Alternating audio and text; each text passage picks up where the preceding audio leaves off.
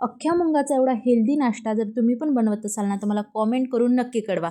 छान रात्रभर आहे ना, पाण्यामध्ये मूग जे आहेत ते भिजत घातलेले होते आणि सकाळी उठून आहे ना, मूगला थोडेफार मोड आले होते. मिक्सरच्या भांड्यामध्ये जिरं, हळद, लसूण, कोथिंबीर अशा सगळ्या गोष्टी घालून, मूग घालून, थोडंसं नमक घातलं आणि थोडं-थोडं पाणी घालून आहे ना, वाटण तयार करून घेतलं. छान पूर्ण बारीक वाटण तयार करायचं आहे, जेणेकरून आपले जे चिल्ले किंवा डोसा जे म्हणू शकतो आपण, ते खूप छान लागतात. त्यानंतर आहे ना, सगळे जेवढं उरलेलं होतं ना मूगचं, तर तेवढं सगळं बॅटर मस्त दळून घेतलं आणि छान त्याला फेटून घेतलं.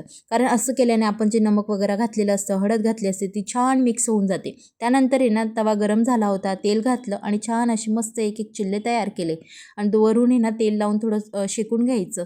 5 ते 10 मिनटं आहे ना, त्याच्या स्वतःच्या याच्यानेच होऊ द्यायचं त्याला. मग त्यानंतर पलटून घ्यायचं. छान असा आपला हा जो मूग चिल्ला होता ना, हाय प्रोटीनवाला तयार आहे आणि असेच सगळे चिल्ले बनवून घ्यायचे. Thank you for watching. बाय.